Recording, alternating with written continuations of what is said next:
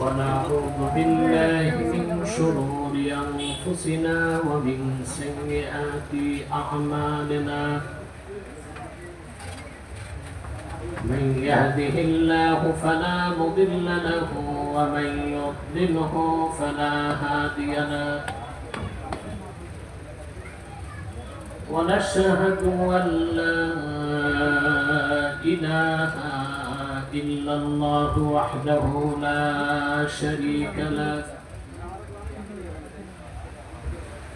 ونشهد أن سيدنا وحبيبنا ومولانا محمدا عبد الله ورسوله صلى الله عليه وعلى آله وصحبه وسلم الذي أكمل الله به قصر النبوة أي ختم الله به النبوة وحكم لا نبي بعده وأعلن في القرآن بالبرهان أن محمدا صلى الله عليه وسلم خاتم النبيين والمرسلين الذي أرسله بالحق بشيرا ونذيرا وداعيا إلى الله بإذنه وسراجا منيرا فقد قال الله تعالى في كلامه المجيد والفرقان الحميد أعوذ بالله من الشيطان الرجيم بسم الله الرحمن الرحيم يريدون أن يطفئوا نور الله بأفواههم ويأبى الله إلا أن يتم نوره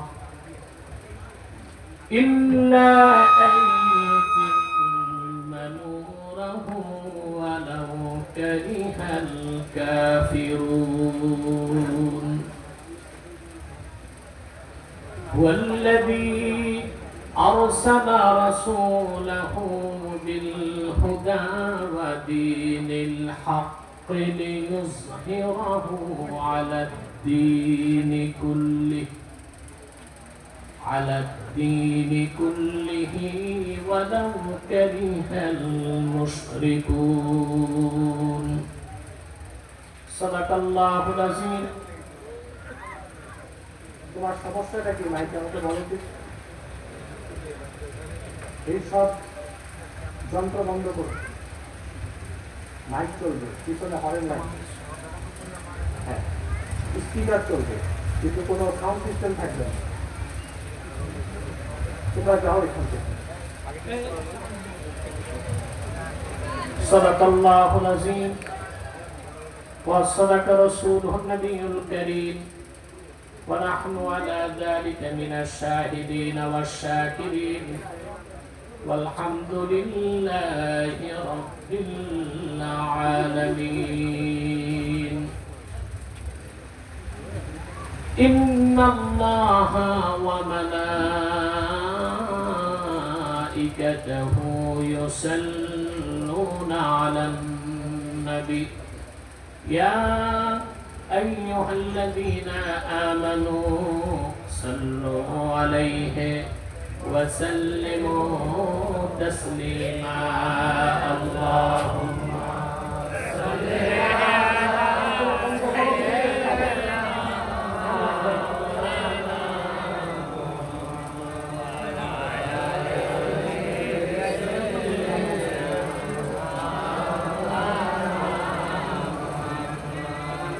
मेरा दिल तड़प रहा है, मेरा जल रहा है सीना, ये दवा वहीं मिलेगी, मुझे ले चलो मदीना। अल्लाहुम्मा सल्ली अला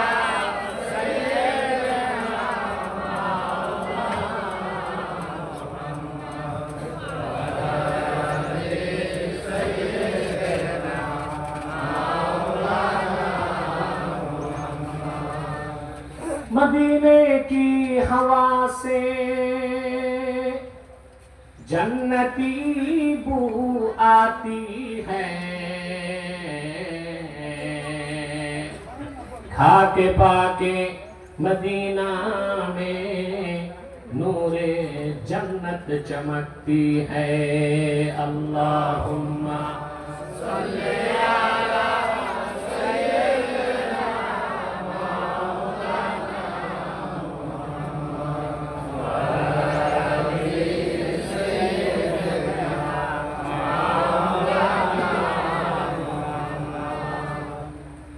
मुहम्मदुन रसूलुल्लाह सल्लल्लाहु अलैहि वसल्लम खतबल्लाहु बिहिन नुबुव्वा व हकमन ला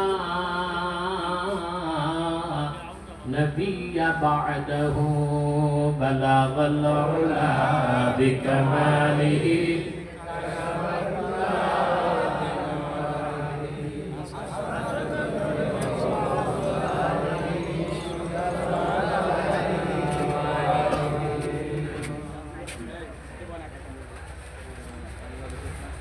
শিলাস্থান সিদ্দিকিয়া দরবার শরীফ ও যুব সমাজের উদ্যোগে আয়োজিত তাফসীরুল কোরআন মাহফিলের সম্মানিত সভাপতি জনাব জাহাঙ্গীর আলম মজুমদার, বারাকাল্লাহু ফি উমরি। উপস্থিত আজকে প্রধান মেহমান অ্যাডভোকেট মাওলানা আবুল হোসেন, বারাকাল্লাহু ফি উমরি, হাজারাত উলামায়ে কেরাম, তুলাবায়ে এজাম, ঝড় তুফান বৃষ্টি বাদলের দিনে চরম ব্যস্ততার মধ্যে যারা আজকের মহতি মাহফিলে উপস্থিত হয়েছেন, স্বেচ্ছায় সানন্দে স্বতঃস্ফূর্তভাবে মনের আনন্দে শুধুমাত্র আল্লাহর কোরআনের দুর্বার আকর্ষণে প্রবল টানে তাদের সকলকে আমার পক্ষ থেকে হৃদয় নিংড়ানো ভালোবাসা, শুভেচ্ছা এবং অভিনন্দন জ্ঞাপন করছি। সবটুকুন শুকরিয়া আল্লাহ সুবহানাহু ওয়া তাআলার জন্য, যিনি আজকের বরকতপূর্ণ মাহফিলে আমাদেরকে আসার ও বসার তৌফিক মেহেরবানি করে ভিক্ষা দান করেছেন। সেজন্য আসুন আমরা সকলে একবার অবনত চিত্তে হৃদয়ের আবেগ অনুভূতি উজাড় করে সমবেত কণ্ঠে বলি আলহামদুলিল্লাহ।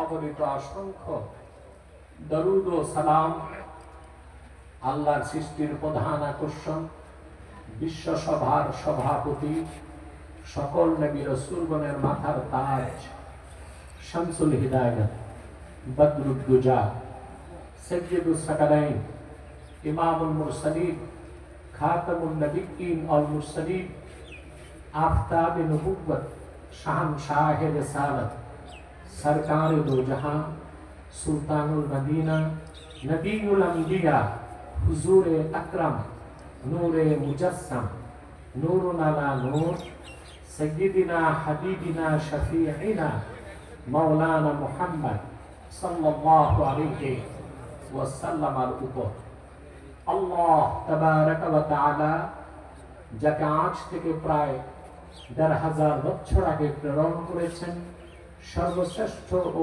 সর্বশেষ নবী ও রাসূল হিসেবে, যার পরে আজ পর্যন্ত পৃথিবীতে অবশ্যই কোন প্রকার নবী কিংবা রাসূল অবশ্যই আসে নাই, অবশ্যই এখনো নাই, অবশ্যই কিয়ামত পর্যন্ত আসবে না। সম্মানিত সুধী,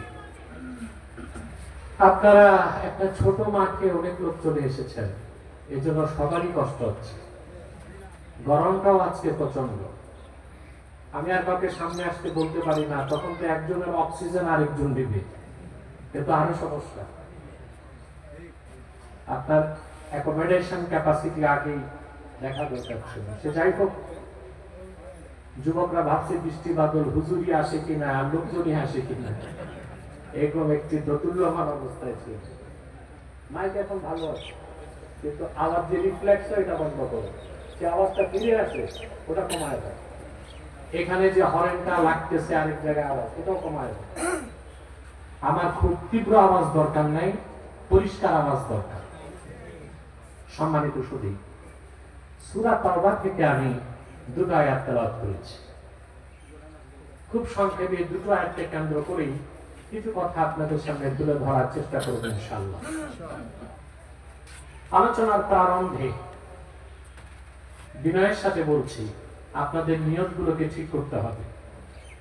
এখানে আসার পেছনে, বসার পেছনে পার্থিব জাগতিক রাজনৈতিক স্বার্থ আমাদের নাই, ঠিক না ভাই? আমরা এসেছি শুধুমাত্র আল্লাহ তার হাবিব সাল্লাল্লাহু আলাইহি সাল্লামের রেজামন্দি হাসিল করার জন্য। আপনারা এসেছেন, এখানে বসে আছেন, আল্লাহ তাআলা রহমতের নজরে তাকায় আছে।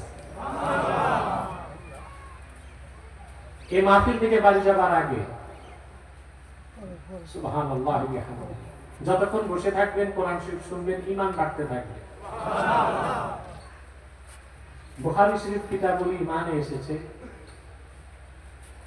হযরত মুআজ বিন জাবাল রাদিয়াল্লাহু তাআলা ওনার ছাত্রকে একদিন ডেকে বললেন, ইজলিস বিনা নুকমিন সাআ, আসো আমরা একসাথে বসি আর ঈমানটাকে বাড়াই। আল্লামা বদরুদ্দীন আইনি বুখারী শরা উমদাতুল কারীতে লিখেছেন, এর অর্থ হচ্ছে মুআজ বিন জাবাল তার ছাত্রকে বুঝালেন, আসো আমরা একটু মাসালা মাসাইল আলোচনা করি, দিন শিখি, ঈমান বাড়ে। এর থেকে বোঝা যায় মানুষ যখনই দিন শিখতে বসে তো তার ঈমান বাড়তে থাকে। আমরা খুশি না বেজার? দ্বিতীয় বিষয় হচ্ছে, মাগরিবের আগে আমরা মুনাজাত করব ইনশাআল্লাহ। আশা করা যায় আল্লাহ তাআলা আমাদের জিন্দেগীর গুনাহগুলো মাফ করে দিবেন, আমিন। এটা বিশ্বাস আছে? ইমামে হাইসামি মাজমাউ জাওয়ায়েদে নকল করেছেন, আল্লাহর হাবিব ইরশাদ করেছেন, আমার উম্মতের কোন মুমিন যদি আল্লাহর কাছে দোয়া করে, বাকিরা যদি সম্মিলিতভাবে আমিন আমিন বলে, আল্লাহ রাব্বুল আলামিন সেই দোয়া ফেরত দিবেন না, তাৎক্ষণিক কবুল করে নেবেন। তাহলে আমরা যখন মুনাজাত করব, আমাদের গুনাহ মাফ হয়ে যাবে, নিষ্পাপ হয়ে বাড়ি যাবে। এতেও কি খুশি আছি? শয়তান তো বেজা, শয়তান এখন ওয়াসওয়াসা দিবে। শয়তান যেন আমাদের সাথে পরাজিত হয়, আমাদের ন্যাক নিয়ত করে শয়তানের নাপাক গালে চপেটাঘাত করতে হবে। আমরা নিয়ত করছি কিছুক্ষণ পরে আজকের মুনাজাত করে গুনাহ মাফ করে নিষ্পাপ বেহেশতি আল্লাহওয়ালা হয়ে বাড়ি যেতে চাই। কারা কারা হাত তুলে আল্লাহ তাআলা আল্লাহ কবুল করুন, সাল্লাল্লাহু আলাইহি ওয়াসাল্লাম। আল্লাহ কবুল করুন, আল্লাহ মঞ্জুর করুন। আসুন আলোচনায় প্রবেশ করি। আমার সঙ্গে আপনারা তিলাওয়াত করবেন, যেন প্রতিটি বাক্যের, প্রতিটি শব্দের, প্রতিটি অক্ষরের নূরকে আল্লাহ আমাদের সিনায় বিকশিত করে দেন। আউযু বিল্লাহি মিনাশ শাইতানির রাজীম। বিসমিল্লাহির রাহমানির রাহিম। ইউরিদুনা আন ইউতফিউ নূরাল্লাহি বিআফওয়াহিহিম ওয়া ইয়াবা আল্লাহু ইল্লা আন ইউতিম্মা নূরাহু ওয়ালাউ কারিহাল কাফিরুন। হুয়াল্লাযী আরসালা রাসূলাহু বিল হুদা ওয়া দীনিল হক ودين الحق ليظهره على الدين كله ولو كره المشركون الله أكبر يريدون أن يطفئوا نور الله بأفواههم কাফের মুশরিক অবিশ্বাসীরা চায় তাদের মুখ দিয়ে, তাদের মুখের ভাষা, কথা, বাক্য দিয়ে, সংলাপ দিয়ে আল্লাহর নূরকে নিভিয়ে দিবে।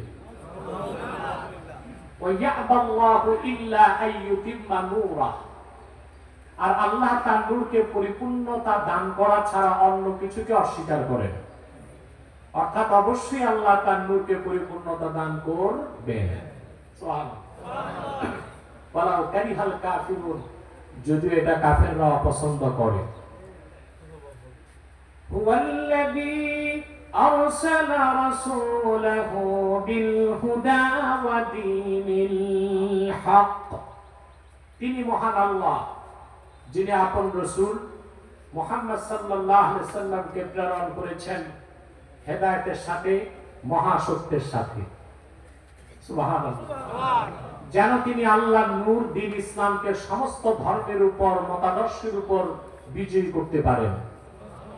ওয়ালাউ কারিহাল মুশরিকুন, যদিও বা মুশরিকরা তা অপছন্দ করে। আমরা তরজমা শুনলাম, আমরা একটু ব্যাখ্যার দিকে যাচ্ছি। আল্লাহ তাআলা তার দ্বীনকে বলেছেন নূর। কি বলেছেন? নূর। আমাদের দেশে যারা বাংলাদেশে ডিপ স্টেটকে পরিচালনা করে, রাষ্ট্র যারা চালায়, এদের অধিকাংশ মানুষ বুদ্ধিজীবী, দার্শনিক, পণ্ডিত, প্রফেসর এবং সাধারণ জনগণের দ্বীন ইসলাম সম্পর্কে পরিপূর্ণ পরিষ্কার ধারণা নাই। এটা একটা দুঃখজনক বিষয়। আমাদের দেশে যারা রাজনীতি করে তারাও ইসলামের পুরা পরিচয়টা জানে না। অথচ পশ্চিমা দুনিয়াতে যারা রাজনীতি করে, নেতৃত্ব দেয়, তিনটা বিষয় তারা পড়ে। কয়টা বিষয়? হিস্ট্রি, থিওলজি, পলিটিক্যাল সায়েন্স, ইতিহাস, ধর্মতত্ত্ব, রাষ্ট্রবিজ্ঞান। এই তিনটা না পড়লে ইউরোপ আমেরিকায় রাজনীতি করা যায় না, দেশ চালানো যায়। সেজন্য ইউরোপ এবং আমেরিকাতে যারা শিল্পপতি এবং ব্যবসায়ী তারা রাজনীতি করে না, এতে তাদের লস হয় ব্যবসা। আমাদের দেশে ঠিক তার উল্টো, এখানে ব্যবসায়ী শিল্পপতিরাই রাজনীতিতে আসে। আর রাজনীতি করার জন্য ধর্মতত্ত্ব, রাষ্ট্রবিজ্ঞান, ইতিহাস কিছুই করতে হয় না, শুধু লাগে পিস্তল বাহিনী, অবৈধ পয়সা, আঙ্গুল ফুলে কলা গাছ, সব রাজনীতিতে আসে। সব রাজনীতিতে আসে। এই জন্য বাংলাদেশে রাজনীতিতে যথেষ্ট পরিমাণ দুর্বৃত্তায়ন হয়ে গেছে। ভালো মানুষ রাজনীতি করতে ভয় পায়, ঠিক না? কিন্তু ইউরোপ আমেরিকায় যারা দেশ চালায়, রাজনীতি করে, এই তিনটা বিষয় পড়বেই তারা: ইতিহাস, রাষ্ট্রবিজ্ঞান, থিওলজি, ধর্মতত্ত্ব। দুঃখ এবং পরিতাপের বিষয়, ইউরোপ এবং আমেরিকায় যে থিওলজি বা ধর্মতত্ত্ব পড়ানো হয়, সেখানে ইসলাম সম্পর্কে ভুল ধারণা তৈরি করা হয়। সেজন্য আমার দেশ থেকে যারা অক্সফোর্ড এবং ক্যামব্রিজে পড়াশোনা করে, ইউরোপ আমেরিকা ঘুরে আসে, ওই যে পশ্চিমাদের শিখানো ইসলাম সম্পর্কে ভুল ধারণা, সেটাই লালন করে দেশে আসে। তখন এদেশে আলেম ওলামা, পীর মাশায়েখদের সাথে সকল পলিটিশিয়ান বা রাজনীতিবিদদের একটা দ্বন্দ্ব থাকে সবসময়। এটা হচ্ছে আলেম ওলামা, পীর মাশায়েখ, ইসলামপন্থীদের সাথে সাধারণ রাজনৈতিক নেতাদের দ্বন্দ্বের মূলভূত কারণ। কথা বুঝতেছে? এটা যতদিন বাংলাদেশে নিরসন না হবে, ততদিন পর্যন্ত বাংলাদেশে হাজারো সংস্কার করলেও এই দেশের রাজনীতিতে সুস্থ রাজনীতি ও সংস্কৃতি কোনোদিন ফিরে আসবে না। তো ইসলাম সম্পর্কে ধারণা স্পষ্ট থাকতে হবে, ঠিক না? কারণ আমরা ইসলাম গ্রহণ করি তো মুসলমান, এর চেয়ে বড় পরিচয় আছে? রাজনৈতিক পরিচয় আপনাদেরকে ক্ষুদ্র ক্ষুদ্র ভাগে বিভক্ত করে দিয়েছে। কেউ বিএনপি, কেউ জামাত, কেউ আওয়ামী লীগ, বিভিন্ন নাম আছে, ঠিক না? আমরা সবাই মুসলমান। এখানে কোনো পার্টিশন আছে? বিভক্তি আছে? আমাদের বড় পরিচয় কোনটা? মুসলমান। কে বাংলাদেশি, কে বাঙালি, কে জাতীয়তাবাদী? না, আমাদের বড় পরিচয় আমরা মুসলমান। পরিচয়টা কে শিখিয়েছেন? আল্লাহ। قل يا أهل الكتاب تعالوا إلى كلمة سواء بيننا وبينكم ألا نعبد إلا الله ولا نشرك به شيئا ولا يتخذ بعضنا بعضا أربابا من دون الله فإن تولوا فقولوا اشهدوا بأننا مسلمون এটাই আমাদের প্রিন্সিপাল আইডেন্টিটি, এটা মূল পরিচয়, ঠিক না? এই পরিচয়ে 57টি মুসলিম রাষ্ট্রের মুসলমান একটি জাতি। কয়টি জাতি? আর যদি আপনি জাতীয়তাবাদের ভিত্তিতে, সংস্কৃতির ভিত্তিতে বিভক্তি খোঁজেন, তাহলে আমরা 57টা জাতি। বাঙালি, পাকিস্তানি, আফগানি, ভাগ হয়ে গেছি তো। এই যে জাতীয়তার পরিচয়, সংস্কৃতির পরিচয়, ঠিক না? আর যদি আমাদের মূল পরিচয়টা লালন করতে পারি, আমরা মুসলমান, তাহলে 57টি ভূখণ্ডের সব মুসলমান একটা জাতি। এই 57টি ভূখণ্ডের প্রায় 200 কোটি মুসলমান যদি এক হয়, কিসের আমেরিকা, ইসরায়েল? এই বিশ্ব সন্ত্রাসী ইসরায়েলকে মারতে বোমা লাগবে না, মুসলমান পেশাব করলে ভাসতে ভাসতে ভূমধ্য সাগরে চলে যাবে।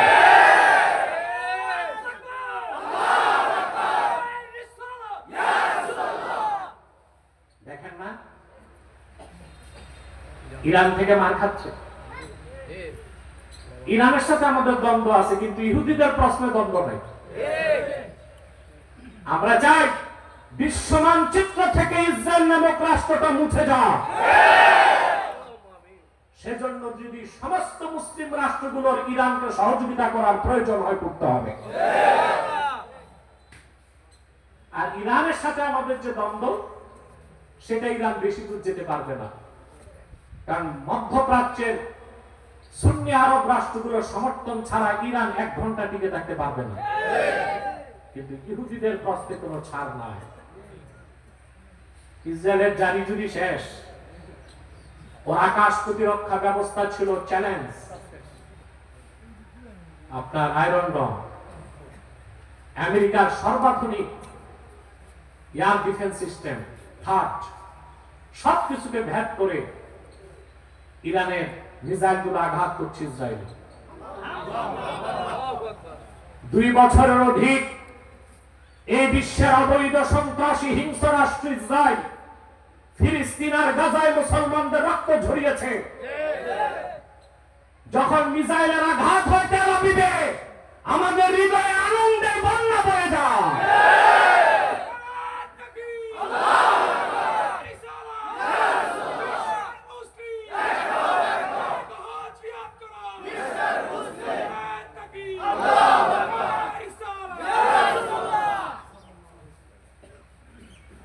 অনেকগুলো বিশ্বের,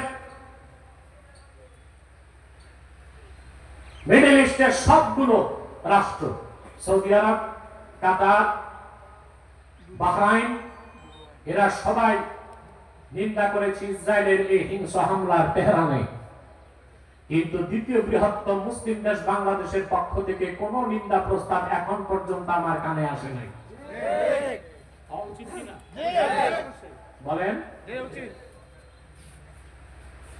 আল্লাহ করিম, কিন্তু হবে কিনা তাই তো সন্দেহ যথেষ্ট পরিমাণ।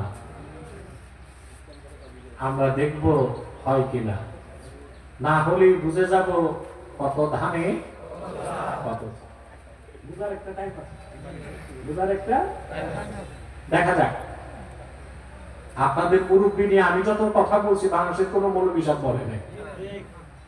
আমি যা যৌক্তিক কোরআন সুন্নাহ ভিত্তিক গঠনমূলক সমালোচনা তা করে গেছি।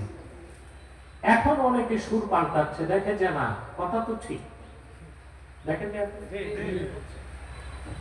তা আমাদের সবচেয়ে বড় পরিচয় কি? এখন জন্মসূত্রে মুসলমান হলে কি মুসলমান? ইসলাম গ্রহণ করে মুসলমান। এখন ইসলামের পরিচয় তো জানি না, আসল ইসলামের পরিচয় নেই। আল্লাহ রাব্বুল আলামিন দ্বীন ইসলামের পরিচয় দিতে যেয়ে বলেন, ফামান ইয়াকফুর বিত-তাগুতি ওয়া ইউমিন বিল্লাহি ফাকাদ ইসতামসাকা বিল উরওয়াতিল উফকা লা ইনফিসামা লাহা ওয়াল্লাহু সামিউন আলীম।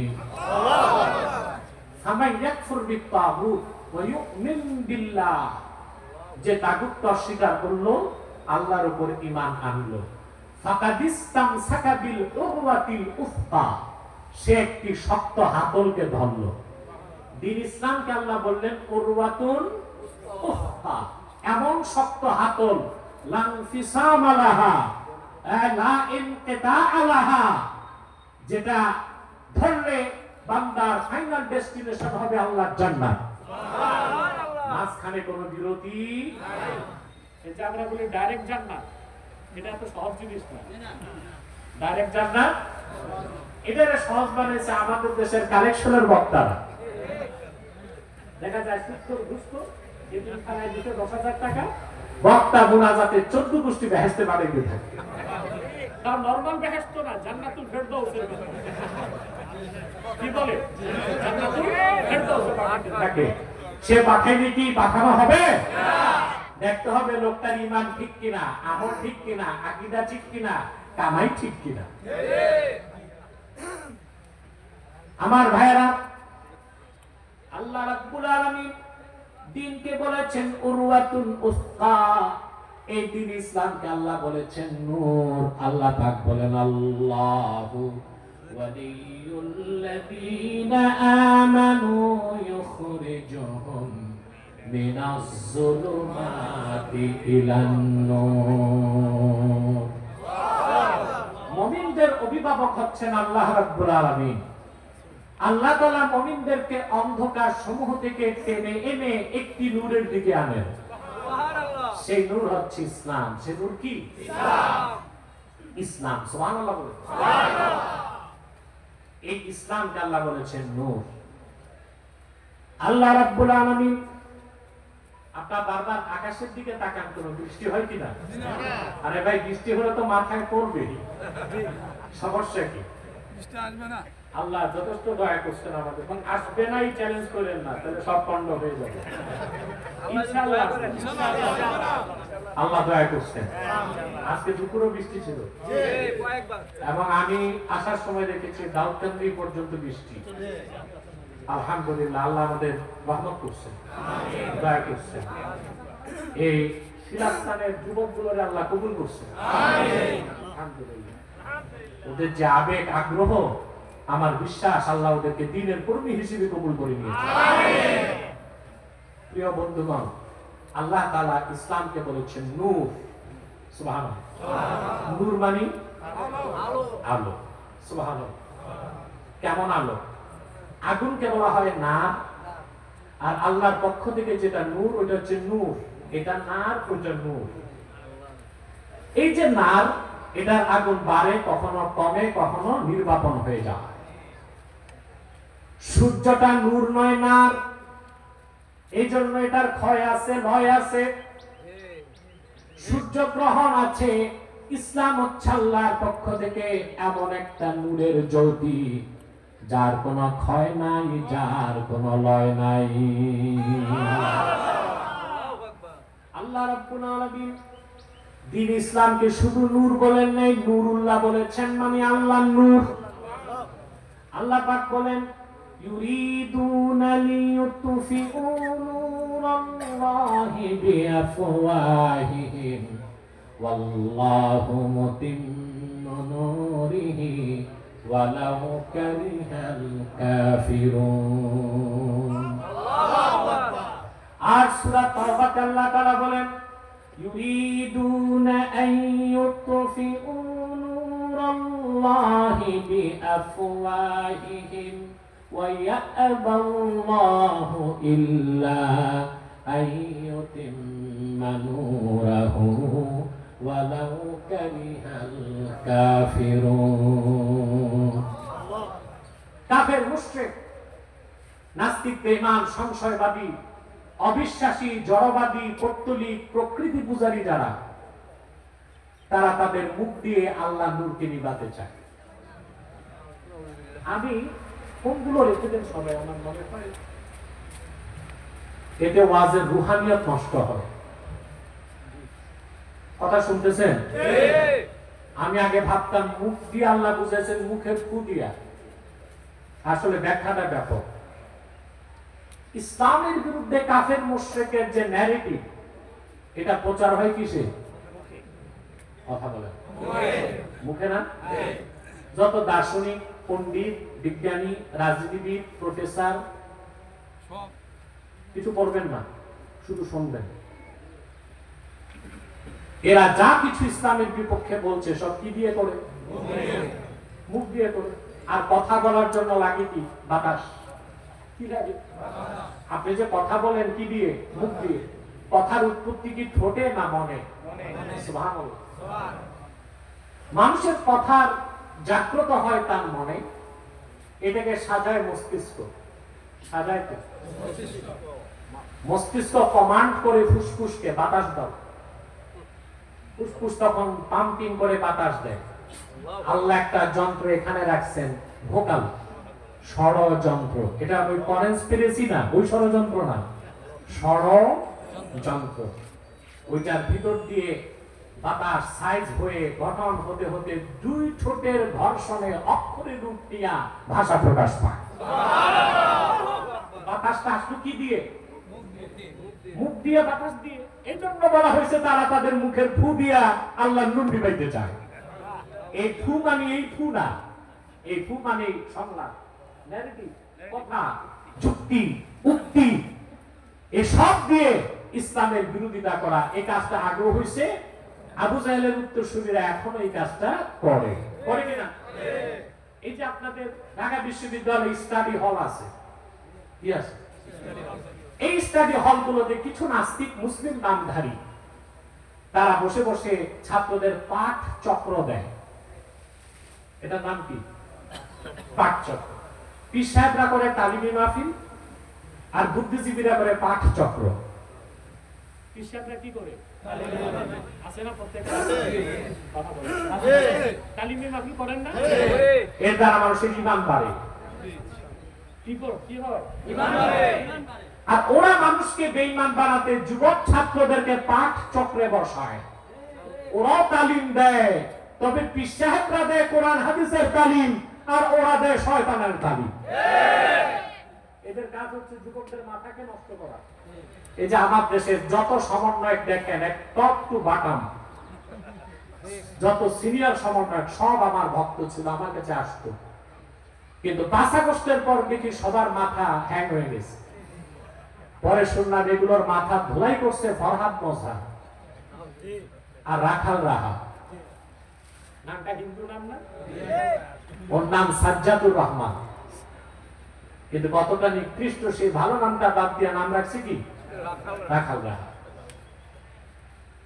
আল্লাহর শানে চরম বেয়াদবি করেছে সে। আমরা তার মৃত্যুদণ্ড দাবি করেছি। দেশ ছেড়ে পালাইছিল, আবার আসতে চাচ্ছে। বাংলাদেশে বাক স্বাধীনতার দোহাই দিয়ে, মুক্ত চিন্তার দোহাই দিয়ে অনেকেই আল্লাহ তার হাবিব মুহাম্মদ সাল্লাল্লাহু আলাইহি সাল্লামের আরশচুম্বী সম্মান মর্যাদার বিরুদ্ধে বক্তব্য দেয়। তা বরদাস্ত করা হবে না।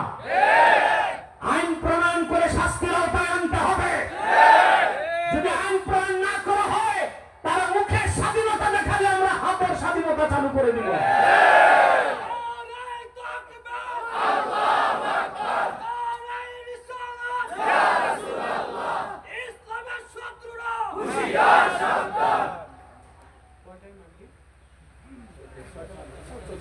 অনেক টাইম আছে।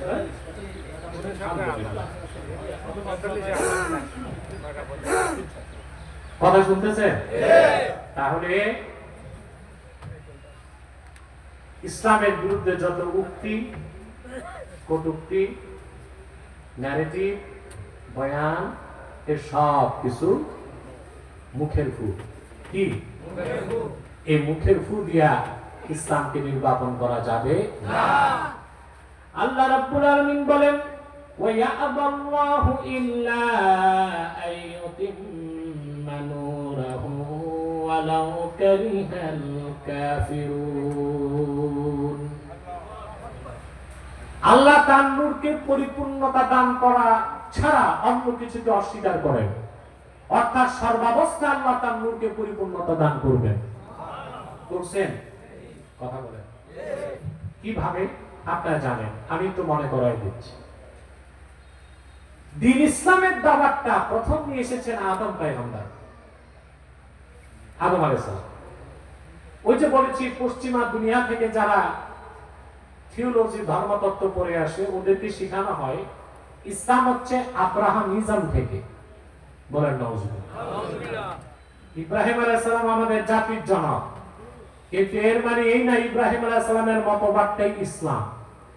ইসলামে ব্যক্তির মতবাদের কোনো মূল্য নাই। ইসলাম পুরাটাই আল্লাহর কাছ থেকে।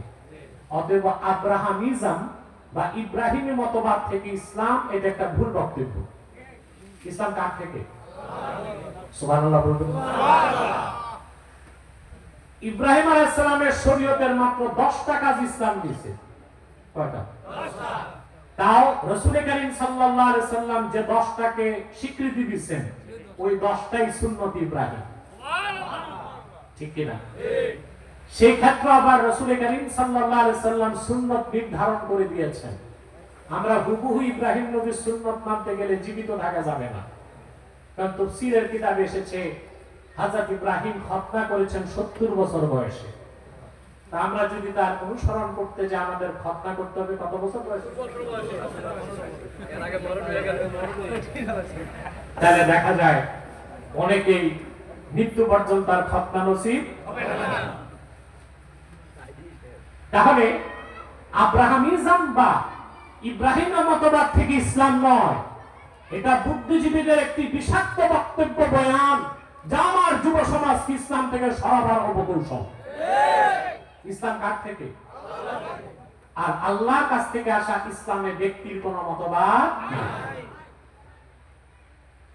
আমার ভাইরা, ইসলামের পরিচয় জানুন,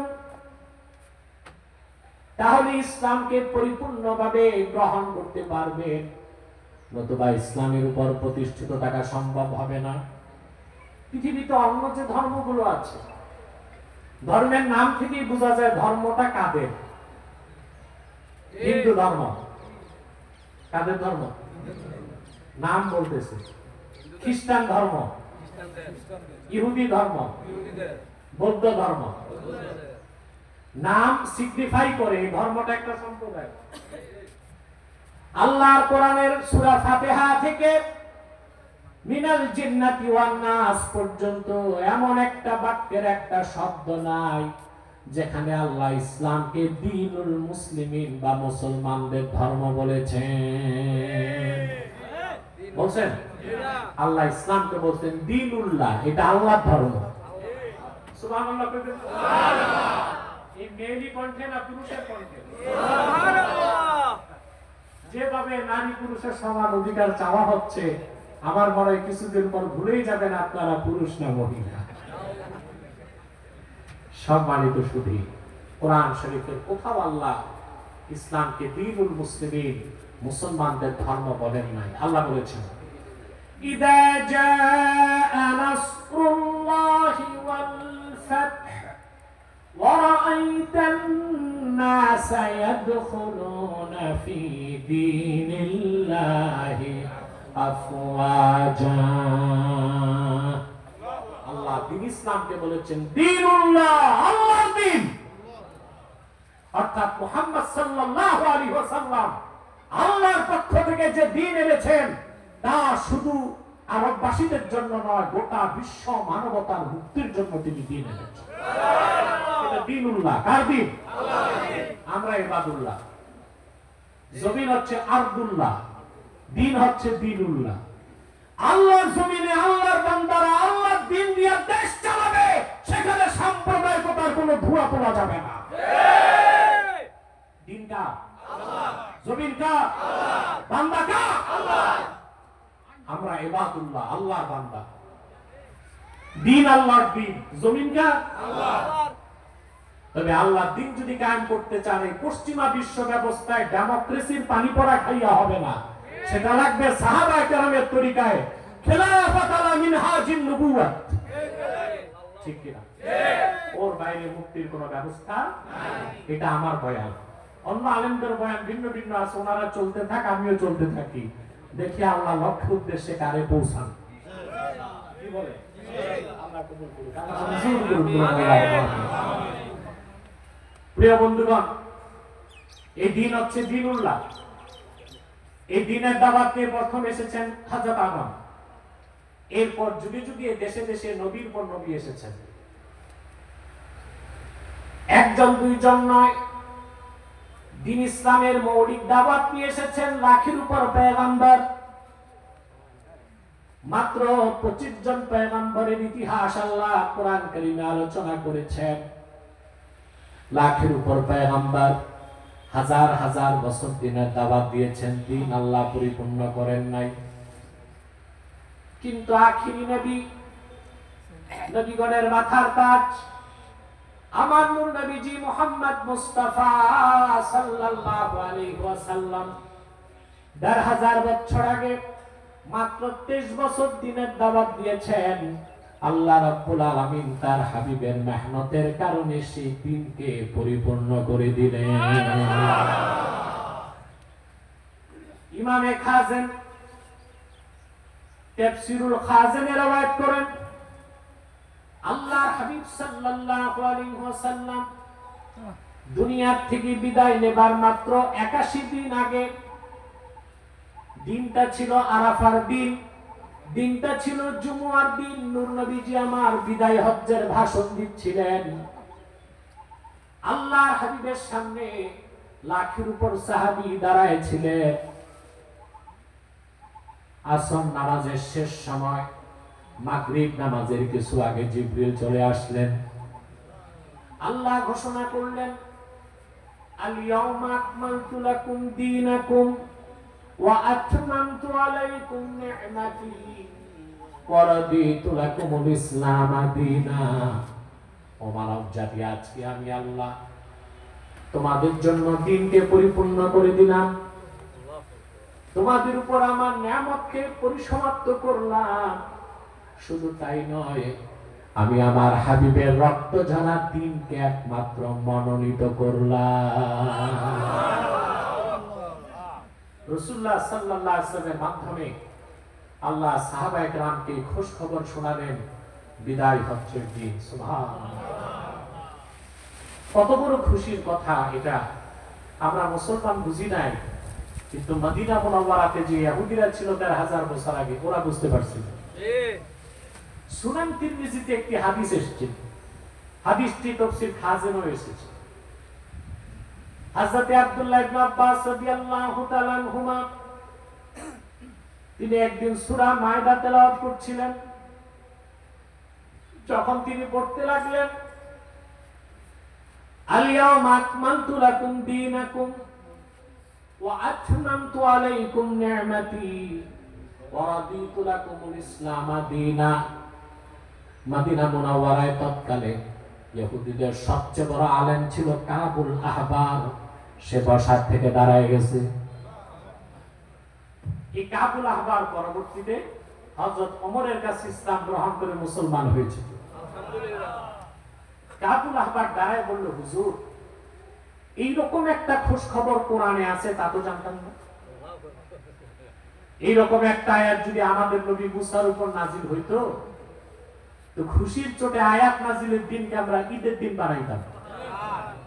লাউ নাযালাত হাযিহিল আয়াতু আলাইনা লাত্তাখাযনা যালিকাল ইয়াওমা ঈদা। এরকম একটা আয়াত যদি নবী মুসার উপর নাজিল হইতো, আমরা ইহুদিরা আয়াত নাজিলের দিনকে খুশির চোটে ঈদের দিন বানাইতাম। আব্দুল্লাহ বিন আব্বাস জবাব দিলেন, ক্বালা ওয়াল্লাহি ইন্নাহা নাযালাত আলা রাসূলিল্লাহ সাল্লাল্লাহু আলাইহি ওয়াসাল্লাম ফি ইয়াওমাইনি ঈদাইন, ইয়াউমি আরাফাতা ওয়া ইয়াউমি জুমুআহ। ইহুদি, তোমার জানা নাই? আল্লাহর পবিত্র সত্তার কসম, আল্লাহ তার নবী মুহাম্মদ সাল্লাল্লাহু আলাইহি সাল্লামের উপর এই আয়াত নাযিল করেছেন এমন একদিন যেই দিন ডবল ঈদ হয়েছে। দিনটা ছিল হজের দিন, দিনটা ছিল জুমুয়ার দিন। আপনারা বুঝছেন এই আয়াতের ওজন কতটুকু? জি না, আমি একটু বুঝাই। কি বলেন? ঘুমাচ্ছেন না তো? আরে ভাই, আপনারা মেড ইন বাংলাদেশ। দুপুর 12টায় জুমার নামাজে ঝুমেন আপনারা, সেই লোকগুলো না আপনারা? কে কি ঘুমান? একটু হাত উঠান দেখি। বাহ, একজন পাওয়া গেছে। এটা হুজুগে, এজন্যই বলে হুজুগে বাঙালি। আমি দেখছি এখন হুজুগে বাঙালি না, হুজুগ তো কাজে আসে। হুজুগে বাঙালি বলেই তো 5 তারিখ দেশ স্বাধীন করতে পারছে। কিন্তু যারা স্বাধীন করলো তারা দেশের নেতৃত্ব নিতে পারলো না, কারণ বাঙালি শুধু হুজুগে বাঙালি না, না বুঝেও বাঙালি। না বুঝেও বাঙালি তো কাদের হাতে থাকতো যে ছাত্রদের হাত থাকতো। ওরা তো হাত ছাড়া করছে, ওরা বুঝে উঠতে পারে নাই, রাজনীতি বুঝে না তো। হ্যাঁ, যাক, ওদের ব্যাপারে এত কথা বলছে, ওরা আমার উপর খুব নারাজ, আর বলতে চাই না। আমি ওদের সংশোধন চেয়েছি, বুঝতে পারছেন? চাইলাম তো 10 মাস, এখন তো তারা টের পাচ্ছে। আমি তো ওদের কল্যাণটা চেয়েছিলাম, ঠিক না? আল্লাহ ওদের হেদায়েত করুন। আর যারা 16 বছরের জুলুমের পাথর সরাই দিয়েছে দেশ থেকে, আল্লাহ তাদের নিরাপত্তার ব্যবস্থা করুন। এটা আমি চাই। ওরা যেভাবে সাহস করেছে, কোন রাজনৈতিক দলের পক্ষে সাহসটা করা সম্ভব। আবার রাজনৈতিক দলগুলো যদি পার্টিসিপেট না করতো, তাদের পক্ষে আত্মহত্যা করা ছাড়া উপায় ছিল। অতএব এখানে আমি বলি, কোন মাস্টার মাইন্ড নাই, কোন স্টেক হোল্ডার নাই। জালিমের ধ্বংস হয়েছে আল্লাহর গজবে। এখন মাস্টার মাইন্ডের অভাব নাই, এখন মাস্টার মাইন্ডের অভাব নাই। আমি মাস্টার মাইন্ড, তারপরে আমি বলবো আমি মাস্টার মাইন্ড। আমি 16 বছর কম কথা বলি নাই জালিমের বিরুদ্ধে। অথবা মাস্টার মাইন্ড বলতে কিছু নাই, স্টেক হোল্ডার বলতে কিছু নাই, সবটাই হচ্ছে আল্লাহর হুকুমে। বাকি আল্লাহকে যদি নারাজ করেন, তা আবার গজব আসবে। সাবধান থাকতে হবে না? কথা বলেন। আল্লাহ কবুল করুন, আমিন। আল্লাহ মঞ্জুর, আমিন। সম্মানিত সুধী, যে কথা বলছিলাম, কথাটা ওজন করতে পারেনি। আদম থেকে শুরু করে ঈসা পর্যন্ত লক্ষাধিক পয়গম্বর হাজার হাজার বছর দিনের দাওয়াত দিয়েছেন, দিন পরিপূর্ণ হয় নাই। মুহাম্মদ সাল্লাল্লাহু আলাইহি সাল্লাম 23 বছরের দাওয়াতে আল্লাহ দিন পরিপূর্ণ করে দিলেন। তাহলে কি এ কথা সাক্ষ্য দেওয়া যায়? লাখের উপর পয়গম্বরের মেহনত এক পাল্লায় রাখলেও আল্লাহর আখিরি নবী মুহাম্মদ সাল্লাল্লাহু আলাইহি ওয়াসাল্লামের মেহনত আরেক পাল্লায় দিলে তার ওজন বেশি হবে। সুবহানাল্লাহ।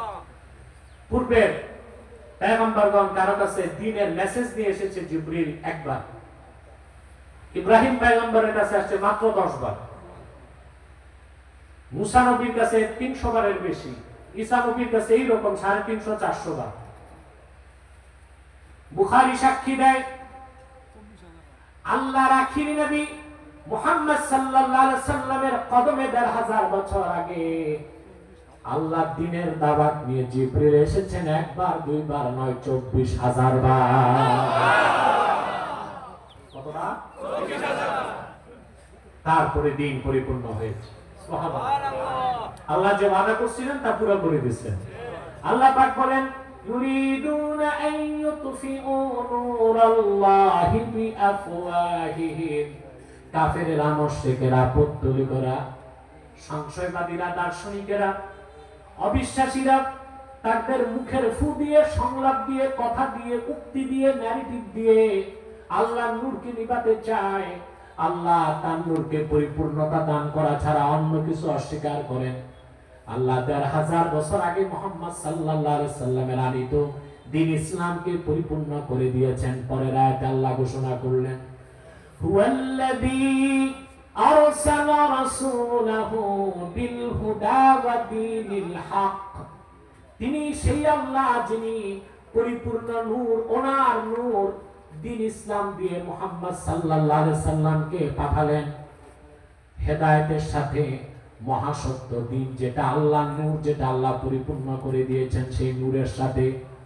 লিউযহিরাহু আলা দ্বীনি কুল্লি, যিনি তিনি পৃথিবীর সকল ধর্মের উপর, মতাদর্শের উপর, মতবাদের উপর আল্লাহ নূর দ্বীন ইসলামকে বিজয়ী করতে পারেন। বলেন সুবহানাল্লাহ। ইসলাম ১৫০০ বছর আগে বিজয়ী হয়ে গেছে। ইসলামকে টেক্কা দেবার মতো কোন ধর্ম, কোন মতবাদ পৃথিবীতে নাই, ছিল না, থাকবে না। বলেন সুবহানাল্লাহ। ওয়ালাউ কারিহাল মুশরিকুন, মুশরিকরা যদিও বা তার অপছন্দ করে। এখন খুব সূক্ষ্ম কয়েকটা বিষয়। ইসলাম, আল্লাহ তার হাবিব মুহাম্মদ সাল্লাল্লাহু আলাইহি সাল্লামের রক্ত ঝরা দ্বীন ইসলামকে ১৫০০ বছর আগে পরিপূর্ণ করে দিয়েছেন এবং সকল ধর্ম, মতবাদ, মতাদর্শের উপর বিজয়ী করেছেন। সুবহানাল্লাহ। অতএব পৃথিবীতে আর কোন ধর্ম, মতবাদ নাই বা ছিল না যেটা ইসলামের মোকাবেলা করতে পারে। এখন কয়েকটা মাসালা বলে দিচ্ছি। আমাদের দেশে অনেক স্কলার, বক্তা, প্রবক্তা ওয়াজ করতে যে বিভ্রান্তিমূলক কথা বলে, তারা বলে থাকে আমাদের এক হইতে হবে, নতুবা ইসলামের ক্ষতি হবে। ইসলাম কি ক্ষতি হওয়ার জিনিস? ইসলামের ক্ষতি হবে না, মুসলমানদের ক্ষতি হবে। অনেক বক্তা মুখের মধ্যে কোনো দাড়ি কমা নাই, বলতে বলতে বলে ফেলে আমাদের আসলে এক হয়ে, নতুবা ইসলামকে ধ্বংস করা হবে। নাদান কোথাকার, ইসলাম কি ধ্বংস হওয়ার জিনিস? দুনিয়ার সব চামচিকা যদি এক জায়গায় এসে সূর্যের ধ্বংস চায়, কিছু হবে? চামচিকা বের হয় কখন? রাতে। দিনে বের হয় না। কেন হয় না? চামচিকাকে জিজ্ঞেস করা হয়েছে দিনে বের হয় না কেন? তো সূর্যের সাথে একটু দুশ্মনী আছে তো। চামচিকার দুশ্মনী সূর্যের সাথে, এই জন্য আগে রাতে বের হই, সূর্যের আলো আমি নিব না। এই দুনিয়ার সমস্ত কাফের, মুশরিক, বেঈমান, চামচিকা সদৃশ অবিশ্বাসীরা এক জায়গায় এসে আল্লাহ নূর দ্বীন ইসলাম, এই মধ্যাহ্নের দিবাকর সূর্যের চোখ উজ্জ্বল ইসলামের কোন ক্ষতি করতে পারবে না। মুসলমান যদি অসতর্ক হয় তাদের ক্ষতি হবে। মুসলমান যদি ঐক্যবদ্ধ না হয় মুসলিম জনপদের ক্ষতি হবে। ইসলাম ১৫০০ বছর আগে বিজয় লাভ করেছে, ইসলামের কোন পরাজয় নাই। বলেন সুবহানাল্লাহ। মুসলমান ভুল করলে তার পরাজয় হবে, মুসলমান ঐক্যবদ্ধ হলে তার বিজয় হবে। কথা বুঝতে পেরেছেন? ইসলামকে মোকাবেলা করার কোন ধর্ম, মতবাদ নাই। আপনি বলতে পারেন যে ধর্মগুলো আছে, ধর্ম যেগুলো আপনারা দেখেন এগুলো খাতায় কলমে, মন্দিরে, প্যাগোডায়, কোন ধর্ম মূলত অস্তিত্বে নাই। হিন্দু ধর্ম এটা হচ্ছে একটা কালচারাল ইনস্টিটিউট। হিন্দু ধর্ম কোন ধর্ম না, এটা একটা সংস্কৃতি। এটা কি? এই জন্য ভারতে যারা নাস্তিক, আল্লাহ তৌহিদ বিশ্বাস করে না, ওরাও নিজেদেরকে হিন্দু পরিচয় দেয়, কারণ এটা একটা সাংস্কৃতিক পরিচয়। এটা কি? ইউরোপ এবং আমেরিকাতে খ্রিস্টান ধর্মের যে চর্চা আছে, ওটা তো খ্রিস্টান ধর্ম না। ঈসা রুহুল্লাহ যে আকীদা নিয়ে পৃথিবীতে এসেছিলেন, ওটা ছিল এক আল্লাহ, তাওহীদের বিশ্বাস। বর্তমান খ্রিস্টান ধর্ম হচ্ছে থিওরি অফ ট্রিনিটি, তৃতীয়বাদের বিশ্বাস। এটা একটা শিরকি মতবাদ। পৃথিবীতে যে ইহুদি ধর্ম বলতে কিছু এখন নাই, এখন আছে জায়নিজম। কি আছে? জুডাইজম আর জায়নিজমে পার্থক্য আছে। জুডাইজম হচ্ছে ধর্মীয় বিশ্বাস, যার মাধ্যমে মানুষ ইহুদি হয়। আর জায়নিজম হচ্ছে ভিন্ন জিনিস, অর্থাৎ আপনি ইহুদি না হয়েও ইহুদিদের রাজনৈতিক আদর্শকে বা ইসরায়েল রাষ্ট্রকে সমর্থন করলে আপনি জায়নবাদী। আপনি জায়নিস্ট। আপনি কি ইহুদি না? জুডাইজম বিশ্বাস করলে কি হয়? তো জুডাইজম বিশ্বাস করার ইহুদি পৃথিবীতে এখন ১০-১২ লাখ আছে। বাকি ১০১ কোটি যা দেখেন এই সব হচ্ছে জায়নিস্ট। সব কি? জায়নিস্ট। ইহুদি ধর্ম তো নাই। বৌদ্ধ ধর্ম এটা আছে পাহাড়, পর্বত, জঙ্গলে, এটা একটা সংস্কৃতি। একমাত্র আল্লাহর তাওহীদের বিশ্বাসের উপর প্রতিষ্ঠিত দ্বীন ইসলাম। এবার আসেন, ইসলামের বিপক্ষে কোন মতাদর্শ টিকতে পারবে না। এই যে আপনাদের দেশে যারা রাজনীতি করেন, আপনারা পশ্চিমা সভ্যতা নিচ্ছে, কোনটা? ইউরোপ আমেরিকার সভ্যতা। এই সভ্যতার তিনটা ভিত্তি। কয়টা? বলেন। তিনটা ভিত্তি বলবো। পশ্চিমা সভ্যতার মূল ভিত্তি তিনটা। একটা হচ্ছে, প্রথম যে ভিত্তিটা হচ্ছে, এটা হচ্ছে মিথ্যাশ্রিত খ্রিস্ট ধর্ম। 2 নম্বর হচ্ছে ধ্বংসপ্রাপ্ত রোমান সভ্যতা। ধ্বংসপ্রাপ্ত রোমান সভ্যতা, মিথ্যাশ্রিত খ্রিস্ট ধর্ম। আর 3 নম্বর হচ্ছে সোফিস্টদের দ্বারা আমদানিকৃত প্রাচীন গ্রিক দর্শন। এই 3 মিথ্যা ভিত্তির উপর গড়ে উঠেছে পশ্চিমা সভ্যতা। আর আমার দেশের অসংখ্য মুসলমান ইসলামের সভ্যতা আদর্শবাদ দিয়া পশ্চিমা সভ্যতায় দেশ চালাতে চায়। পশ্চিমাদের অসভ্য আর কে আছে? মধ্যপ্রাচ্যের তেল চুরি করে তারা দেশকে সমৃদ্ধ করে, আর বোমা বানায় ইসরায়েলকে দেয় মধ্যপ্রাচ্যে আগুন জ্বালাতে। পশ্চিমারা সবচেয়ে অসভ্য। পৃথিবীতে বলা হয় ইংরেজদেরকে সভ্য জাতি, আর ইতিহাস পড়লে দেখবেন পৃথিবীর টপ মোস্ট আনসিভিলাইজড নেশন, সবচেয়ে অসভ্য জাতি ইংরেজ। 1757 সালের আগে ওদের কি ছিল? চোর ছিল, সমুদ্রে চুরি করত। এরা ছিল সাগরের নৌদস্যু। বিভিন্ন সমুদ্রে যে বণিকরা যেত, এগুলো তারা লুটপাট করত, বিভিন্ন উপদ্বীপে যে চুরি চামারি করত। এছাড়া তাদের আর কিছু ছিল না। 1757 সালে এসে ঢুকলো ইস্ট ইন্ডিয়া কোম্পানি উপমহাদেশে। প্রথমে হাত দিল আমাদের স্বাধীনতা সূর্যে, ঠিক না? তারপর 190 বছর, 200 বছর, আপনার 190 বলেন, 190 না, আসলে 200 বছর। 47 সালে যখন দেশ ভাগ হয়েছে, আপনার ইতিহাস পড়ে দেখবেন পাকিস্তানও স্বাধীন হয় নাই, বাংলাদেশও স্বাধীন, হিন্দুস্তানও স্বাধীন হয় নাই। এগুলো ছিল ডমিনিয়ন স্টেট। কি ছিল? Dominion state. তাদের কোনো সংবিধান ছিল না, আইন ছিল না। পাকিস্তানের লাগছে কয়েক বছর, ভারতের লাগছে কয়েক বছর, তারপর হয়েছে এরা স্বাধীন ইন্ডিপেন্ডেন্ট স্টেট। তাহলে ইংরেজরা শাসন করলো কত বছর? এই 200 বছরে এই মুসলিম মোগলদের, সুলতানদের যত হীরা জহরত সোনা রূপা চুরি করে নিয়ে গেছে বিলেতে। গবেষকদের মতে 200 বছরে তার উপমহাদেশ থেকে যে লুটপাট করছে তার বর্তমান বাজার মূল্য $42 ট্রিলিয়ন। কত? 1000 বিলিয়নে 1 ট্রিলিয়ন। যুক্তরাষ্ট্রের মোট রিজার্ভ আছে 23 ট্রিলিয়ন, আর ওরা চুরি করে নিছে 42 ট্রিলিয়ন।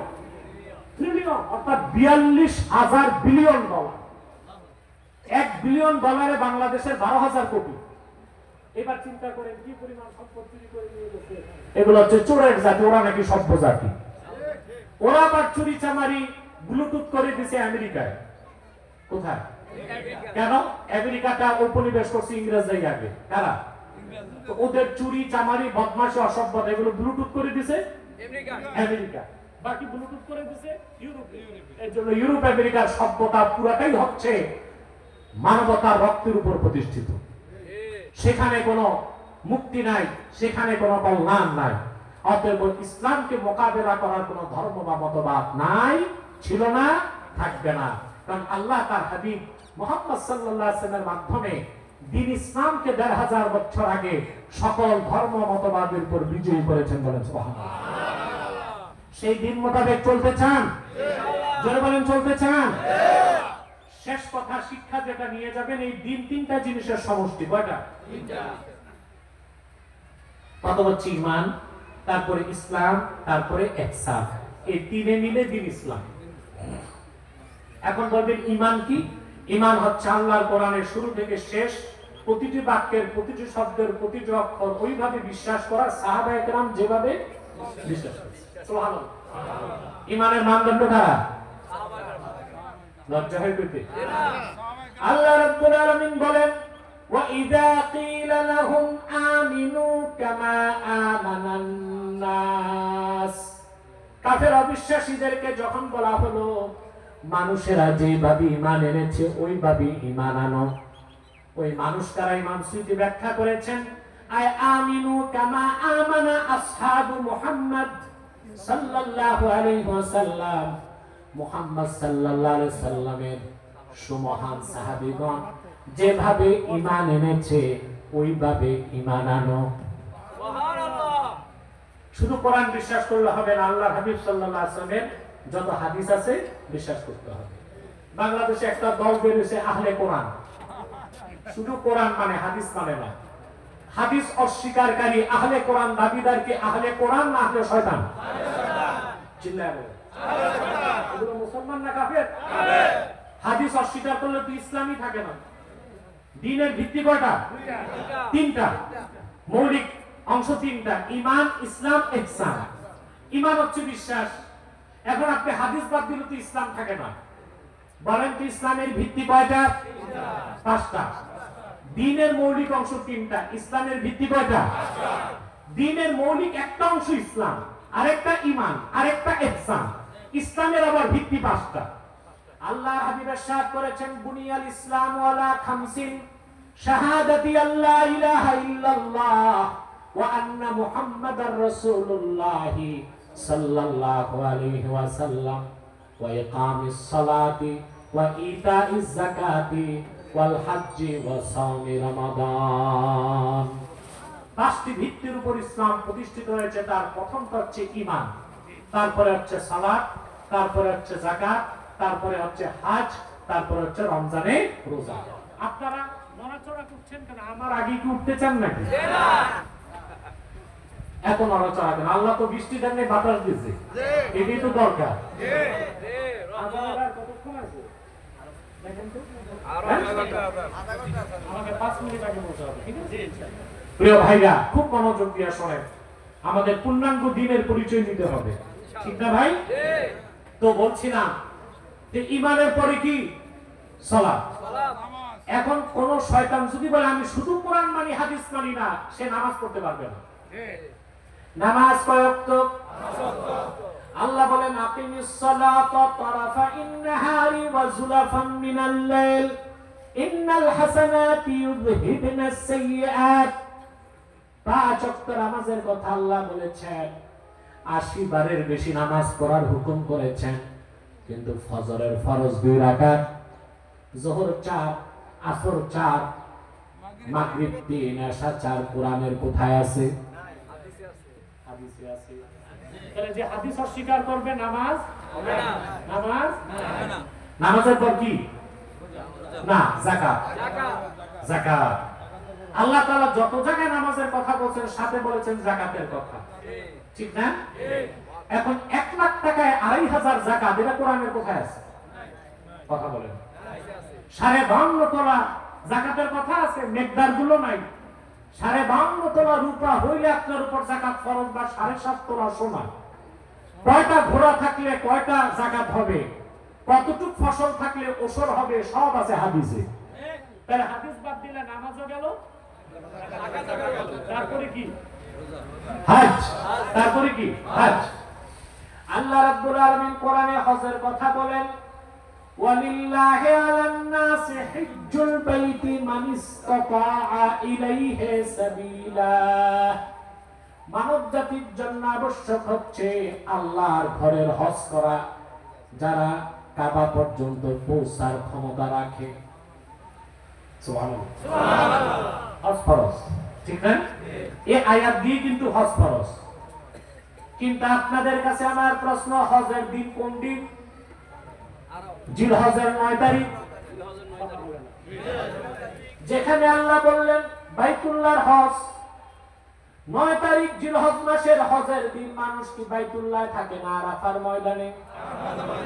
কেন? আল্লাহর হাবিব সাল্লাল্লাহু আলাইহি সাল্লাম ইরশাদ করেছেন, আল হাজ্জু আরাফা। হজের সবচেয়ে বড় ফরজ হচ্ছে আরাফায় অবস্থান।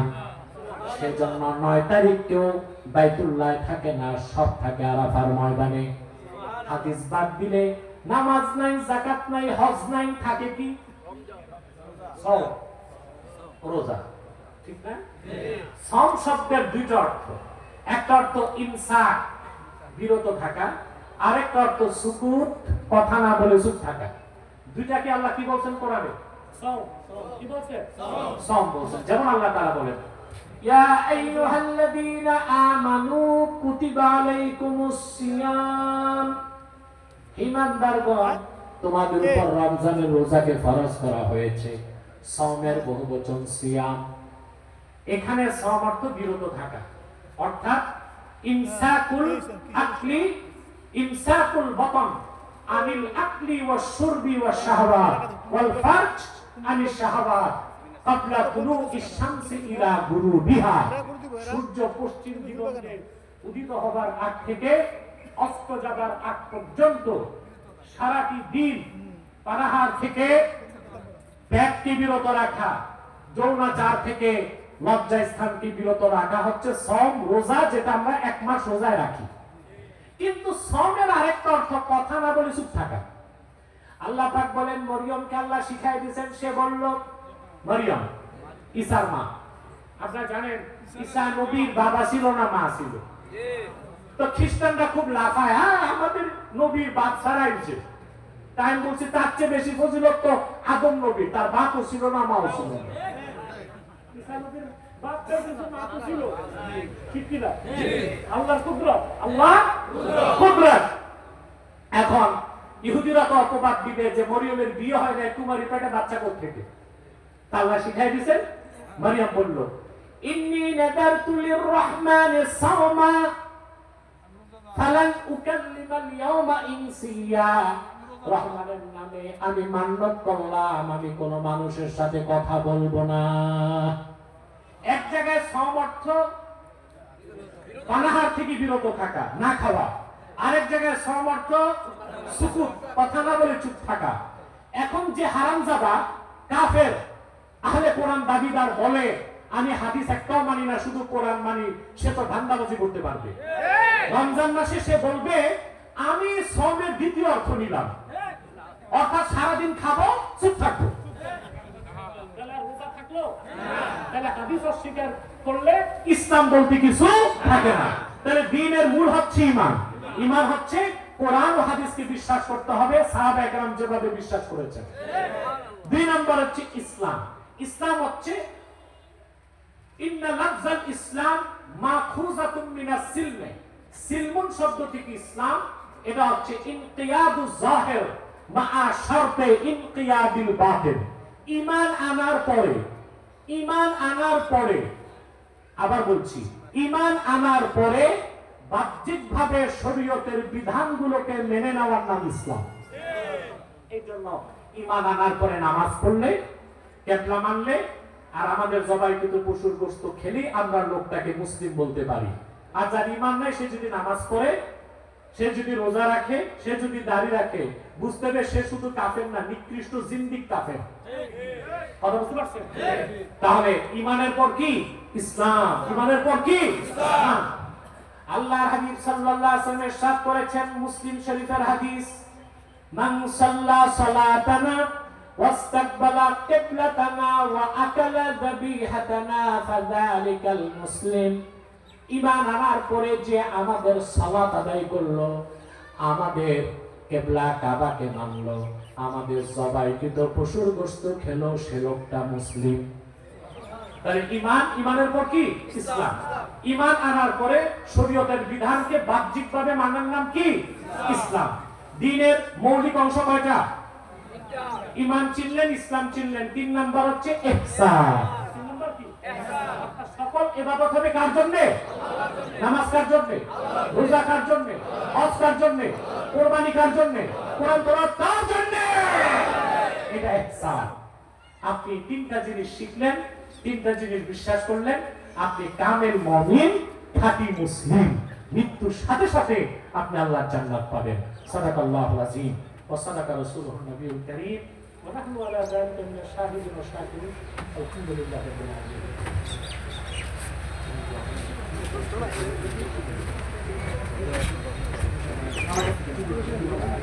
সভাপতিকে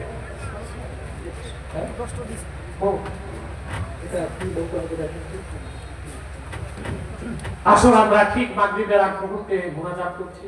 আল্লাহ আমাদেরকে কবুল করুন, মঞ্জুর করুন। আল্লাহুম্মা আমিন।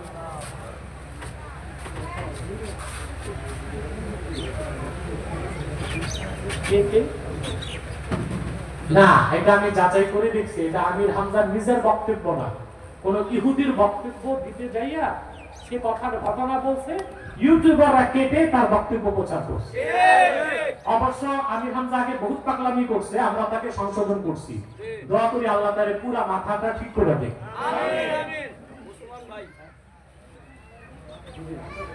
আচ্ছা আচ্ছা, ঠিক আছে।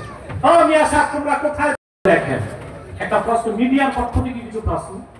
দেখেন, মার্কিন যুক্তরাষ্ট্রে এখন যে প্রেসিডেন্ট, এটা হচ্ছে পাগলা, এটার নাম হচ্ছে খ্যাপাটে প্রেসিডেন্ট। খ্যাপাটে প্রেসিডেন্ট। এখন যুক্তরাষ্ট্রের মতো দেশে যদি পাগলাটা বসে, একটা নেগেটিভ সাইড আছে, একটা পজিটিভ সাইড আছে। নেগেটিভ সাইড হচ্ছে পৃথিবীতে অনেক বড় বড় যুদ্ধ সে সৃষ্টি করবে, আর পজিটিভ সাইড হচ্ছে এরকম পাগলার হাতে আমেরিকা দ্রুত ধ্বংস হবে। আমরা এই দিক থেকে ভালো চোখে দেখি। সিরিয়া বর্তমান পরিস্থিতি সম্পর্কে আপনার মতামত কি? আহমদ আশ-শারা, সে মূলত আল কায়দার সদস্য ছিল এবং এক সময় সে জান বাজি রেখে জিহাদ করেছে ইহুদিদের বিরুদ্ধে, মার্কিনীদের বিরুদ্ধে। এখন রাষ্ট্র ক্ষমতায় আসার পর তার নিয়তটা আবার একটু নষ্ট হয়েছে কিনা, এটা একটু চিন্তার বিষয় আছে।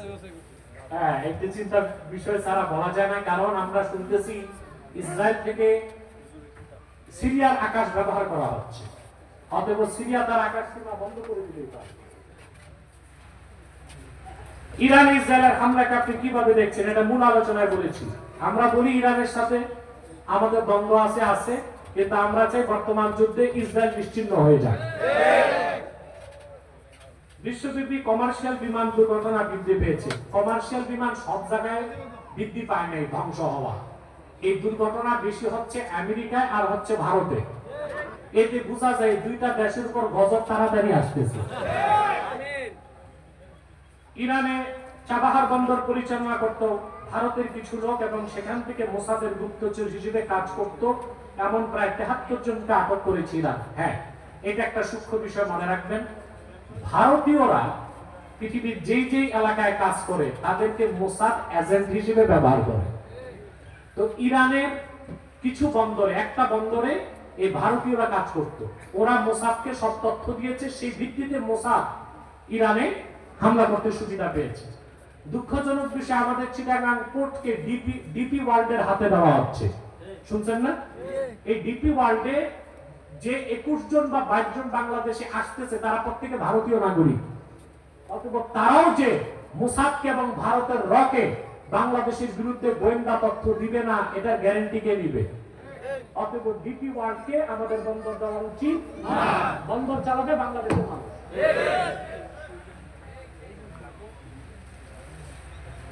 ইরান ইসরায়েল যুদ্ধে দেশের অনেক মাতখালি সালাফে আলিম বলতেছে দুই পক্ষই ধ্বংস হয়ে যায়। এদিকে পাকিস্তান ইরানকে সমর্থন দিয়েছে। যদি ইরানের সরকার পরিবর্তন হয়, তাহলে আমেরিকার সহায়তায় সেকুলার পাহলুবিদের আসার সম্ভাবনা সবচেয়ে বেশি। না, এগুলো দরকার। এমন অবস্থায় আমাদের কি ইরানকে সাময়িক হলেও সাপোর্ট দেওয়া উচিত নয়? দেখুন, হ্যাঁ, এটা আমি আগে বলে দিয়েছি, তারপরে বলছি যে দেখুন, সালাফি নামাজহাবি যারা বাংলাদেশে আছে, এরা কিন্তু প্রো জায়নিস্ট, এরা ইসরায়েলকে সবসময় সমর্থন করছে। এর জন্য ওরা ইরানেরও ধ্বংস চায়, ইসরায়েলেরও ধ্বংস চায়। আমরা চাই ইরানকে আমরা সংশোধন করব, আরব বিশ্বের লোকজন সংশোধন করবে, কিন্তু এই যুদ্ধে ইসরায়েল ধ্বংস হোক। কোন মুসলমান এটা চাইতে পারে না ইসরায়েল বিজয় হোক। আল্লাহ আমাদেরকে হেদায়েত দান করুন, বলুন আল্লাহুম্মা আমিন। মসজিদের আয় ব্যয়ের টাকা মসজিদ কমিটি ব্যক্তিগত কাজে খরচ করে অথবা ব্যবহার করতে পারবে কিনা? হারাম, হারাম, হারাম। পরিষ্কার ফতোয়ার কিতাবে আসছে, মসজিদের মোমবাতি থেকে আপনি বাড়ির মোমবাতির আগুন ধরানো হারাম। এখন মসজিদের মোমবাতি থেকে যদি বাড়ির মোমবাতি ধরানো হারাম হয়, তো কেশিয়ার মসজিদের টাকা দিয়ে ধান কিনছে 200 মণ বিক্রি করবে, এটা কি জায়েজ হবে না? বড় হারাম। এই কাজ মসজিদ কমিটি কোনোদিন করবেন না। আল্লাহ রক্ষা করুন আমাদের। আসুন আমরা মুনাজাত করি। এখানে আমার 3টি কিতাব এসেছে। নির্বাচিত তাফসীর প্রথম খণ্ড সূরা ফাতিহা তাফসীর, নির্বাচিত তাফসীর দ্বিতীয় খণ্ড সূরা ইখলাস সূরা ইনশিরাহ তাফসীর নিয়তের হাদিসের আলোকে পূর্ণময় জীবন গঠন আপনারা নিয়ে যাবেন। আমি সবার জন্য দোয়া করি। আমার ছাত্র মুফতি আবু সাঈদ কোথায় আছে? এই তো শিলস্তানের মরহুম আবু বকর সিদ্দিক আহমদ রাহমাতুল্লাহর সন্তান, আমার ছাত্র। সে এলাকাতে দিনের খেদমত করবে, আপনারা তার জন্য দোয়া করবেন। আমি তাকে চাই সে ওয়াজ মাহফিলও করুক, তালিমও করুক, তরিকতের কাজও করুক। আল্লাহ তাকে কবুল করুন। আর তালিমের জন্য একটা খানকা ঘর দরকার, আমাদের সভাপতি বলেছে, তারা এলাকাবাসী দেখবে ইনশাআল্লাহ। আমি বলে গেলাম, আপনারা সহায়তা করবেন তাকে। আল্লাহ কবুল করুন, মঞ্জুর করুন। আসুন আমরা একটু সালাত ও সালাম করে দোয়া করি যেন আল্লাহ আমাদের দোয়া কবুল করেন। মহব্বতে সাল্লাল্লাহু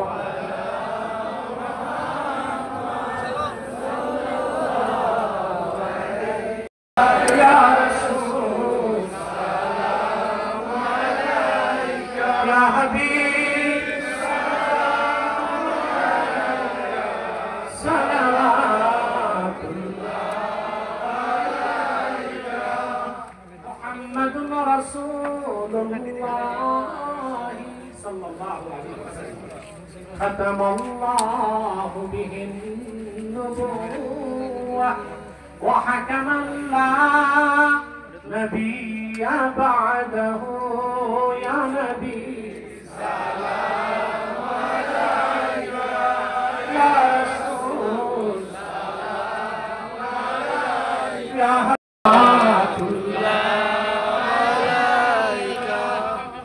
শিলস্থানেও কমিটি করতে হবে। ফারুক তাকে সহযোগিতা করবে ইনশাআল্লাহ। তোফাজ্জল কই আলী আহমদ সানাউল্লাহ অনেকে আছে, এদের জন্য দোয়া করবেন। আমার ভাই মাওলানা নেহাল আহমদ সিদ্দিকী জনপুরি পীর সাহেব, বাংলাদেশে আছে কিনা জানি না, ইন্ডিয়ায় আছে, আসতে পারে না, দোয়া করবেন তার জন্য। আল্লাহ যেন তাকে তার বাবার জামাল আহমদ আতিকি রহমতুল্লাহ নীতিতে সিলসিলায় জনপুরের খেদমত করার তৌফিক মৃত্যু পর্যন্ত দান করেন। সালাউদ্দিন সেও আমার স্নেহের, সে তার বাবা মার জন্য দোয়া চেয়েছে, দোয়া করবেন। আমাদের এই সাচার যুব সমাজের কমিটির ছেলেগুলো কই দেখি, এক সাইডে যাও। সাচার তোমরা দেখছি, এবার শিলস্থানের যুবকরা কই, কমিটির সব বামে আসো, বামে আসো, বামে। এই ছেলেগুলো প্রচন্ড পরিশ্রম করছে, আপনারা দেখছেন, ওদের প্রাণ খুলে দোয়া করবেন। আল্লাহ তাদেরকে দিনের খাদেম বানাইবেন। বলেন আল্লাহুম্মা আমিন। আমাদের যারা যারা মেহমান ছিল, আমাদের জাহাঙ্গীর আলম মজুমদার সাহেব মাশাআল্লাহ আছে, তার জন্য দোয়া করবেন। তিনি কোচো উপজেলা বিএনপির ভাইস প্রেসিডেন্ট। মাওলানা আবুল হোসেন জাতীয়তাবাদী ওলামা কেন্দ্রীয় কমিটির সদস্য সচিব। এরপরে ভাই ইউসুফ মিয়াজি থানা বিএনপির সেক্রেটারি, তার জন্য দোয়া করবেন। আরেকজন আছে আপনারা এলাকায়, মোশাররফ সাহেব। আমি মালয়েশিয়া গেছিলাম সফরে, খুব খেদমত করছে আমার। হ্যাঁ, এই এলাকারই নাকি? ও আবার এহসানুল হক মিলন, তার বাড়ি এখানে। ও দুজনই নমিনেশন প্রার্থী। আমি জানি না আল্লাহ কার কিসমতে রাখছে। আমরা দোয়া করব আল্লাহ যেন আমাদেরকে কবুল করেন, মঞ্জুর করেন। আমিন। বলুন আল্লাহুম্মা আমিন। আমিন। রব্বানা যালামনা আনফুসানা وإن لم تغفر لنا وترحمنا لنكونن من الخاسرين। আল্লাহ তাআলা শিরস্থান সিদ্দিকিয়া দরবার শরীফ যুব সমাজের উদ্যোগে আয়োজিত আজকে দিনের বেলার মাহফিলে যোহর থেকে শুরু মাগরিব নামাজের কিছু আগে হাত তুললাম। আল্লাহ তোমার অসংখ্য নেককার বান্দা পর্দার আড়ালের মা বোন নিয়ে হাত তুলেছি। আল্লাহ এগুলো মানুষের মধ্যে যার দুটো হাত তোমার ভালো লাগে, আল্লাহ তার দুটো হাতের বিনিময়ে আমাদের জিন্দেগির সব গুনাহ মাফ করে দাও। হৃদয়ের গভীর থেকে দোয়া করি আল্লাহ তোমার আখিরি নবী নূর নবীজি আমার মুহাম্মদ মুস্তাফা সাল্লাল্লাহু আলাইহি ওয়াসাল্লাম আজ থেকে ১৫০০ বছর আগে দুনিয়া থেকে বিদায় নিয়েছেন। হায়াতুন নবী হিসেবে জান্নাতুল ফেরদাউস রওজা মুবারকে বিশ্রাম নিয়েছেন। আল্লাহ জীবনে একবার তোমার আখিরি নবী নূর নবীজি আমার মুহাম্মদ মুস্তাফা সাল্লাল্লাহু আলাইহি ওয়াসাল্লামের জান্নাতুল ফেরদাউস রওজা মুবারক উপস্থিত হয়ে গো আল্লাহ তোমার হাবিবের নূরের কদমে দরুদ ও সালামের হাদিয়া দেবার আগে আল্লাহ তুমি ডাক দিও না। আল্লাহ তাআলা হৃদয়ের গভীর থেকে দোয়া করি, আল্লাহ একবার বা একাধিকবার যারা সোনার মদিনায় নূরের মদিনায় যেতে পেরেছি, আল্লাহ জীবনে বারবার তোমার আখিরি নবী নূর নবীজি আমার মুহাম্মদ মুস্তাফা সাল্লাল্লাহু আলাইহি ওয়াসাল্লামের নূরের শহর মদিনাতুল মুনাওয়ারা জিয়ারতের জন্য তাদের কপাল খুলে দাও। আল্লাহ একবার বা একাধিকবার যারা রব্বুল আলামিন হৃদয়ের গভীর থেকে দোয়া করি, আল্লাহ তোমার আখিরি নবী নূর নবীজি আমার মুহাম্মদ মুস্তাফা সাল্লাল্লাহু আলাইহি ওয়াসাল্লামের নূরের চেহারা মোবারক স্বপ্নে একবার দেখে গো আল্লাহ জান্নাত ওয়াজিব হবার আগে তুমি ডাক দিও না। একবার বা একাধিকবার যারা তোমার আখিরি নবী নূর নবীজি আমার মুহাম্মদ মুস্তাফা সাল্লাল্লাহু আলাইহি ওয়াসাল্লামের নূরের চেহারা মোবারক স্বপ্নে দেখার সৌভাগ্য লাভ করেছে, আল্লাহ জীবনে বারবার দেখার জন্য তাদের কপালটা আল্লাহ তুমি দয়া করে জান্নাতি কপাল বানায় দাও। আল্লাহ আমাদের অনেকের বাবা নাই, অনেকের মা নাই, অনেকের বাবা মা একজন নাই। যত মানুষের বাবা মা দুনিয়া থেকে বিদায় নিয়ে অন্ধকার কবরে চলে গেছে, আল্লাহ সকল মুসলমান বাবা মার কবরগুলোকে আল্লাহ জান্নাতের বাগান বানায় দাও। আল্লাহ এই মাহফিলে আরো যারা উপস্থিত হয়েছে সহযোগিতা করেছে, বিশেষ করে মহসিন মিয়া, সাকাত হোসেন আজাদ, আবুল হোসেন রাজা, আল্লাহ তাদেরকে তুমি কবুল করো, দিনদার বানায় দাও, ব্যবসা বাণিজ্য উন্নতি দান করো, সৎ পথে চলার তৌফিক দান করো। আল্লাহ শিরস্থানের পরিচয় টুকরা যুবকগুলোরে তোমার হাতে দিলাম তুলে, তাদের প্রত্যেককে খাঁটি ইমানদার বানায় দাও, সহি আকীদার ধারক বানায় দাও, আহলুস সুন্নাহ জামাতের অনুসারী বানায় দাও। আল্লাহ প্রত্যেক যুবককে তাহরিকে খাতমের উপর বাংলাদেশের সৈনিক বানায় দাও। আল্লাহ যে যুবকের চাকরি নেই তার চাকরি দাও, যার ব্যবসা আছে ব্যবসার রক্ষগুণ বরকত দাও, যে যুবকটি বিদেশ যাবার স্বপ্ন দেখে বিদেশ যাওয়া তার জন্য সহজ করে দাও, মা বাবার ভক্ত বানায় দাও। আল্লাহ প্রতিটি পিতা মাতা যারা বসে আছে এখানে, যে মায়েরা পর্দার আড়াল থেকে শুনছে, তাদের হায়াত দারাজ করো। আল্লাহুম্মা ইন্না নাতাওয়াসসালু ইলাইকা বিওয়াসিলাতি হাবিবিকাল মুহতারাম নবিকাল খাতিম سيدنا وسيد الأبرار نبينا ونبي الأنبياء محمد بن عبد الله نبي الله رسول الله صلى الله عليه وسلم الذي أكملت به قصر النبوة وحكمت أن لا نبي بعده وأعلنت في القرآن بالبرهان أن محمدا صلى الله عليه وسلم خاتم النبيين والمرسلين قبل 1500 سنة وصلى الله تعالى على خير خلقه نبينا محمد نور الله وعلى آله وصحبه أجمعين برحمتك يا